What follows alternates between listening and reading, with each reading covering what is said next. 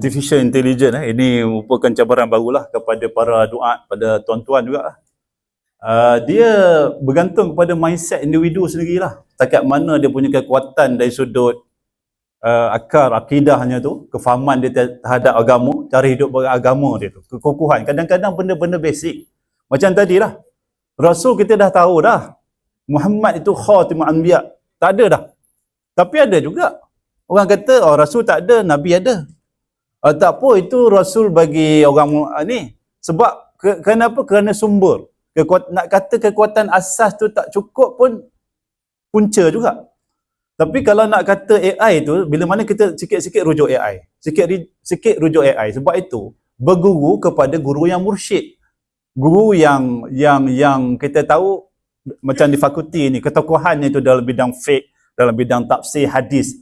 Ini bukan kita berguru dengan tah datang daripada mana, daripada seberang. Itu kena jaga-jaga, bukan berbentuk kultus. Tu saya katakan, kemungkinan boleh berlaku bergantung kepada kekuatan individu itu sendirilah. Bergantung kepada kekuatan individu sendiri. Tak mustahil. Dan menjadi tanggungjawab kita ni, muda-muda yang menggunakan medsos, kita kalau mana AI itu, kita boleh berdialog dengan AI. Kalau AI itu bagi satu statement yang tak betul, kita boleh betulkan.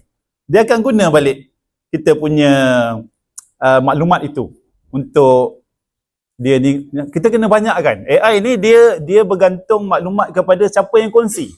Kalau yang banyak kongsi itu golongan orientalis, golongan ideologi songsang, maka maklumat yang dia akan kongsikan balik pada orang bertanya tu, maklumat itulah.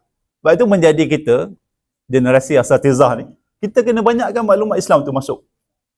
Masuklah yang berautoriti. Jangan pula rujuk benda-benda yang menjadi autoriti dalam agama kepada AI. Itu masalah. Itu menjadi cabaran. So kita kena kuat dari sudut ilmu dan dari sudut kefahaman itu.